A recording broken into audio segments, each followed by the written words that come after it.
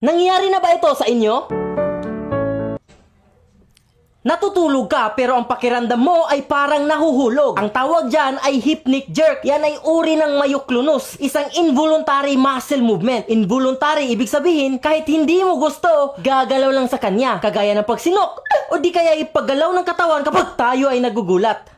Walang exact explanation ang mga scientists bakit ito nangyayari. Pero, meron silang mga theories. Una, ang mga muscle daw natin ay biglaang nare-relax. Pero, nai-interpret ito ng utak na tayo ay nahuhulog. Kaya, ginigising tayo ng utak para subukang saluhin ang sarili. Pangalawa, namana daw natin ito sa ating mga ninuno. Ang mga sinaunang tao daw ay natutulog sa itaas ng puno. Kapag ang muscle natin ay na-relax, ito daw ay signal na tayo ay nahuhulog. Kaya ang ginagawa ng utak, nire-ready ang katawan para sa impact. Hindi naman siya dangerous. Pero merong mga triggers kagaya ng kulang sa pagtulog, sobra sa kape, nag-workout bago matulog, or stress and anxiety. Mas common ito sa kalalakihan. Ako si Kuya Bubbles at ang pangarap ko maging katulad ni Kuya Kim. And if you want to know more facts about science, animals, and everything dito sa mundo, just follow me. And that is what I discovered.